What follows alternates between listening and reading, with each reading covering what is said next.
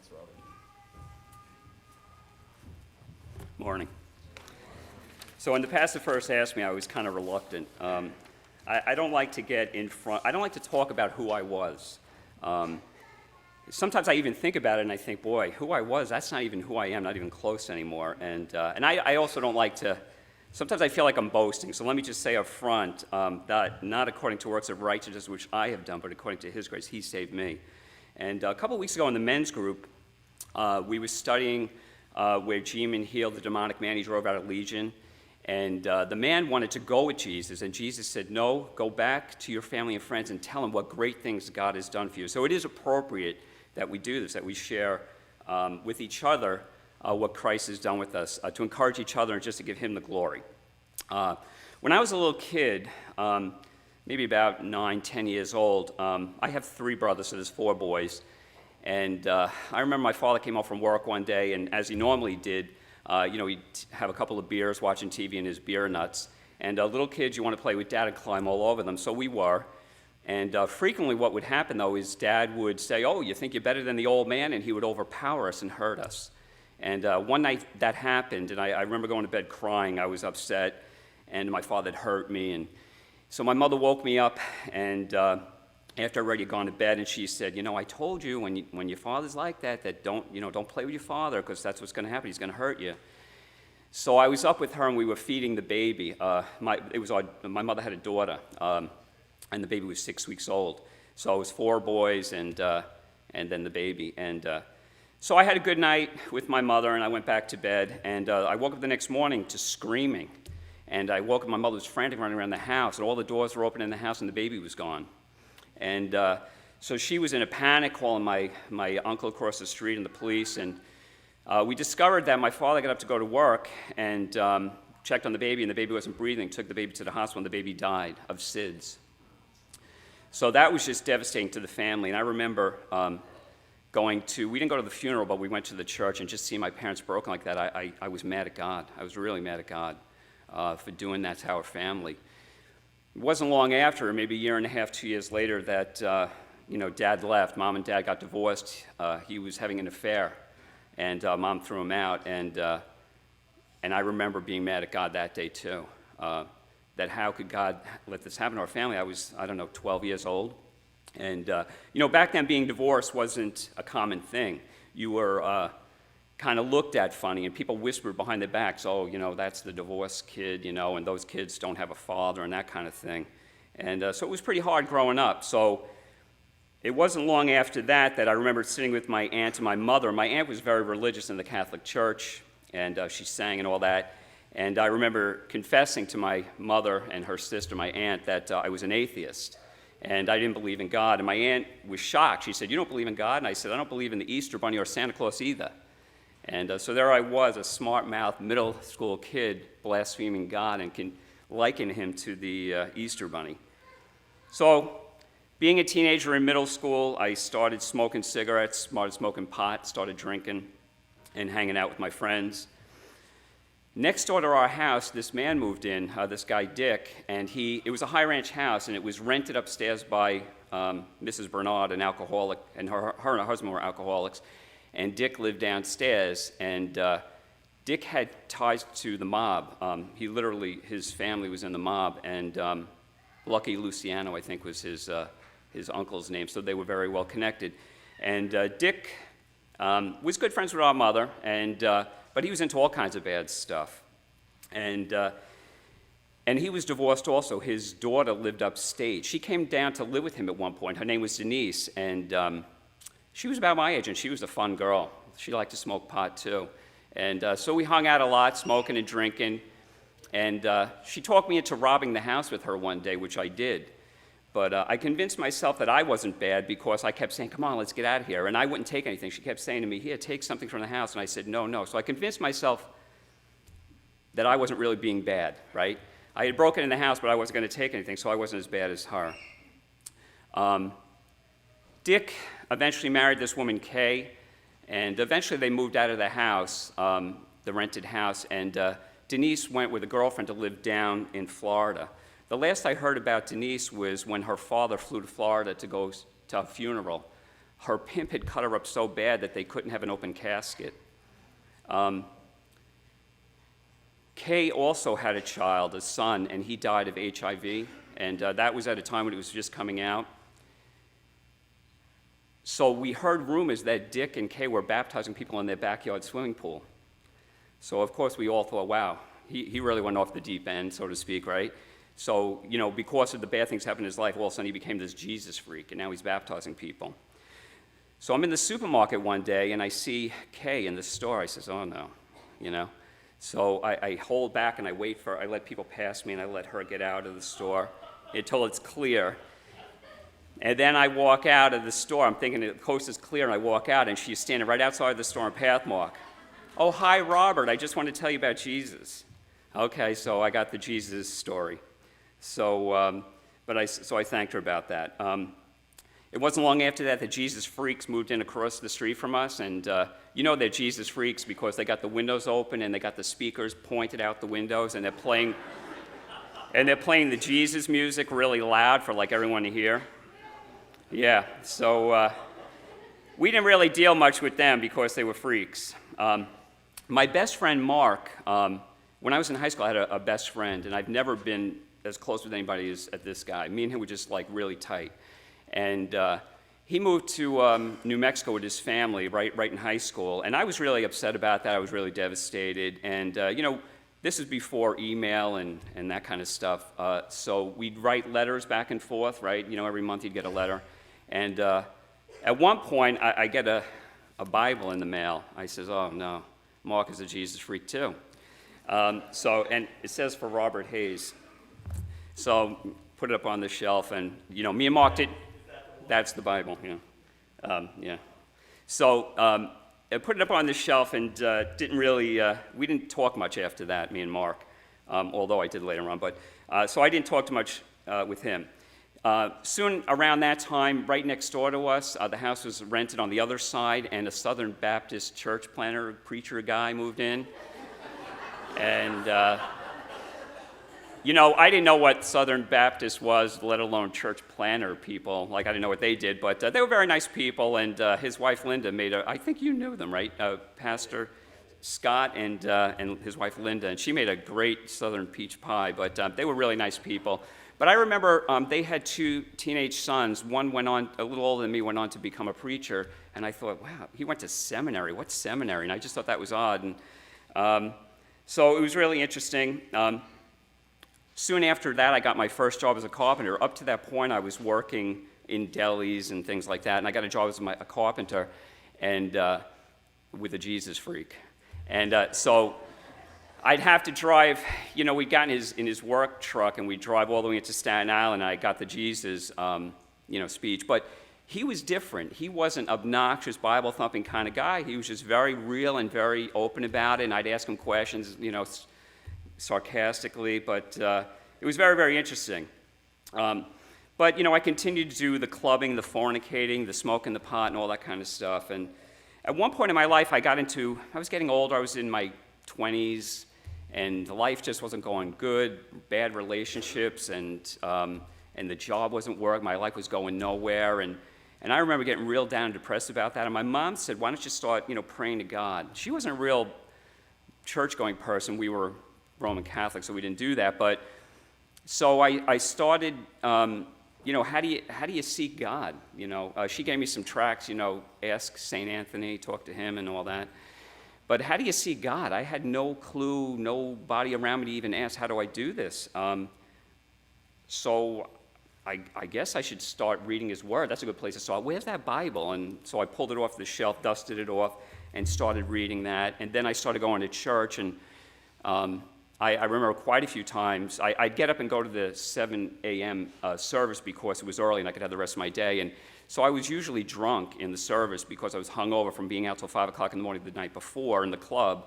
But starting to read God's Word, I remember sitting in my apartment reading it, and I said, boy, I literally did. I was reading Peter, as a matter of fact.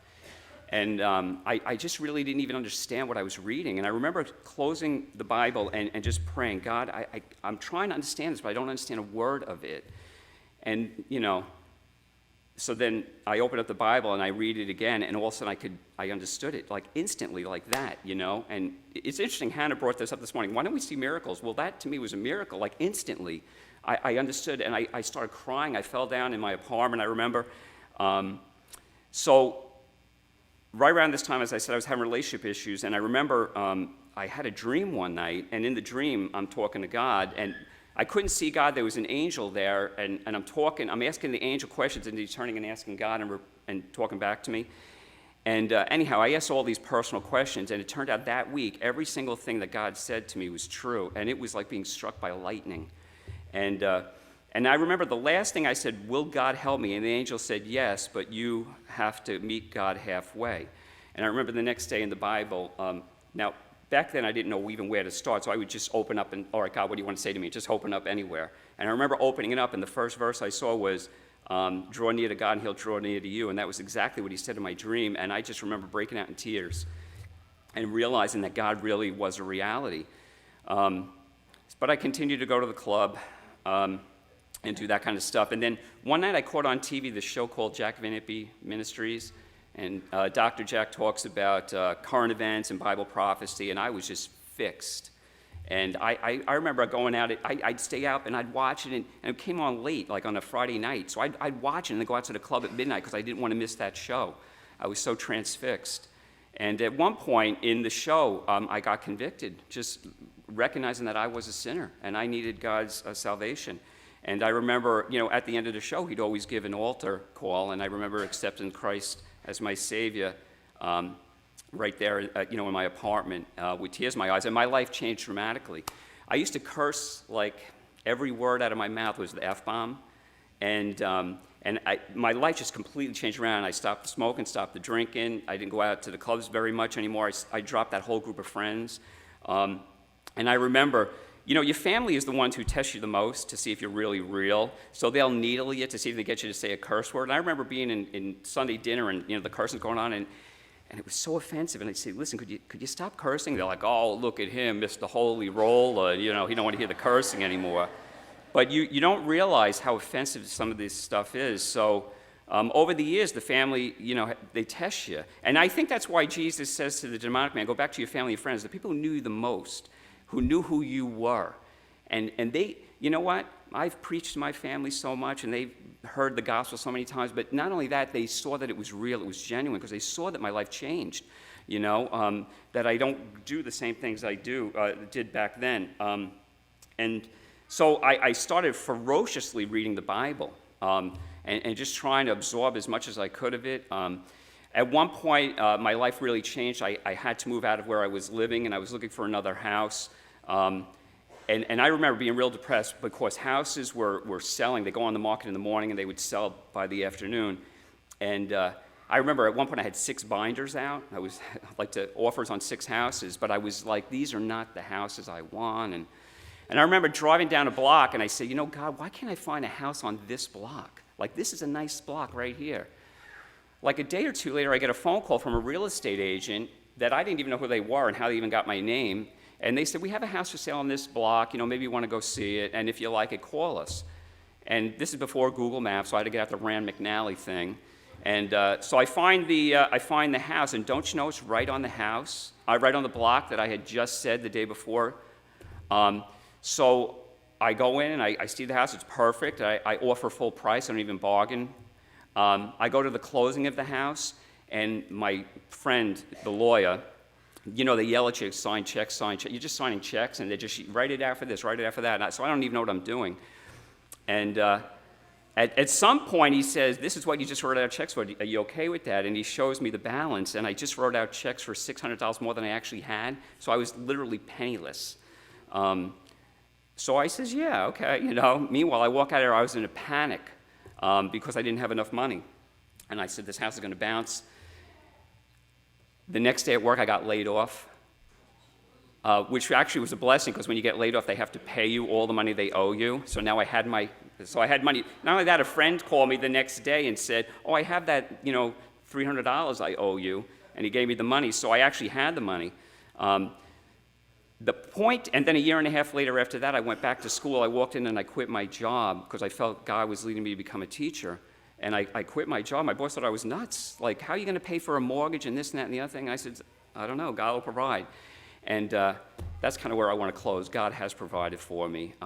When I got the closing statement, and I sat down after all the dust settled, I read that I had laid out $27,000 for that house, and I don't remember a single time. I don't even have $27,000 in the bank today, and I don't remember where that money came from, but God provided it, and God provided everything for me. So the most interesting thing about the whole thing is that God's pursuit of me. How many people God put in my life, godly people who kept coming at me, like he wouldn't let me go. He just, you think about it, when you really love somebody and you're trying to win them over and you keep going after them, trying to court them. And it boggles my mind that the God of heaven would love me so much, me, this sinner, that he would so desperately seek me and put all these people in my lives. And to me, that's where God gets the glory, because I don't know if I would have saved me, but the fact that God did, and as I said, he's radically changed my life. I don't even recognize who I was anymore, and that's another reason why I don't really like talking about who I was, because it's just not who I am anymore at all. And so I thank you for listening. Go ahead. Tell them what you do now and how the students. Oh, okay. Oh, yeah. So anyhow, I went back to school. And when I went there, I was concerned. I said, I went and met with all these people at the college, and I said, how long is it going to take me to do this? I want to become a teacher. I want to be a biology teacher or a science teacher. And, you could do it in 3 years. I said, okay. So I'm looking at my bank account. I think I had about $5,000 saved, and I'm going to do this. I quit my job, and I went back to school. It turned out to be 5 years. And in the 5 years I went to school, I never was late on a payment. I paid the mortgage, paid the electric, paid the bills, always had food to eat, never went hungry.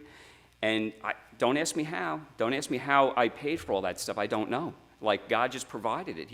I remember at one point, I got a bill for $100 for the phone bill or something, and I was just, God, how am I going to pay this? I don't have any money. I literally was penniless. And I went into the bedroom, and I took the pants out of the closet, and I go to put them on. And when you put your pants on, you fix your pockets. And I had a $100 bill in one of my pockets that I had So I confess I don't wash my pants all the time, but at any rate, so I finally got a job as a high school teacher, and at the time there was a lot of demand for high school teachers. I had like 6 offers on the table of all these different schools, and I really prayed about it. God, where could I be the most use? And I took Brentwood, and in Brentwood. It's a Hispanic community, but in Brentwood, there's a lot of kids there. In fact, I would say 95% of the kids don't have a father in the house. In fact, when you look up the kid's name and you look up like his parent contact, it's never the same. They have and these kids are hurting, and you don't realize how much. I remember. So I'm always witnessing to kids, and a lot of times I'll call them my EHO, and they really respond to that, because one day there was 5 boys sitting at a table, and they were supposed to be working on 11. They were all fighting. Your father, no, your father. You don't even have a father. You don't know your father. And that really got me mad, because I guess I was sensitive to it, because my father left me. And I went over there. I said, don't talk like that. Where's your father? And they all put their heads down. Now, these are tough kids, right? And they all put their heads down like little puppies. And they were like, he abandoned me, he abandoned me, he abandoned me, he abandoned me. So these kids just feel abandoned by their dads, and it's really a tragedy. But so it always gives me an opportunity to give the gospel, because Mister, are you religious? You go to church? Yeah, I go to church. Where do you go? And then it always opens up the opportunity to share the gospel with them. And just Friday, I had a kid who sits in my front, this kid Angel, and he said, "Oh, Mister, you believe in God? Yeah. You go to church? You get dressed up when you go to church?" It's funny the questions they ask you. And he says, I says, what do you don't believe in God? He says, I'm an agnostic. Oh, okay, what's an agnostic? Because I wanted him to tell me, So then I gave me an opportunity to share the gospel with him. He says, and he's like, oh, I never really thought about that. But, it's interesting, when you're doing these kind of things, the whole classroom is quiet, and they're hearing you, and they're listening. So I kind of almost feel like my job as a ministry there is just to minister to these kids and share the gospel with them, because these kids are hurting. They don't have anybody in their life directing them. They don't have a father figure, and you don't realize what an important role men you play in the roles of your children. So I just pray that God would continue to use me in the school and to share the gospel with these kids. And you're a biology teacher of all things. Yeah. Oh, yeah. I'm a biology chemist. I'm currently teaching forensics and not forensics and chemistry, and so the kids will often say something about evolution. I says, yeah, I don't believe that, and they go, what? They're shocked. But I've never heard of a science teacher who didn't believe in evolution. I said, why don't you believe in it? And then I give them the gospel. We were just teaching about forensic anthropology, the study of skeletons. And there's 3 anthropological groups on planet Earth. There's the Caucasian, the Negroid, and the Mongoloid, which is like the Asian. So I'm teaching this, and I said, wow, isn't that interesting? I said, there's only 3 groups on Earth. And I said, how many sons did Noah have? Oh, he had 3. And the Bible actually says that God, right, from these 3 sons, that's where we all descended. And then one girl says, hey, you can't talk about religion here. This is school. And I'm not talking about religion. I'm just noticing that that's a pretty cool coincidence, But so, at any rate, so, thank you.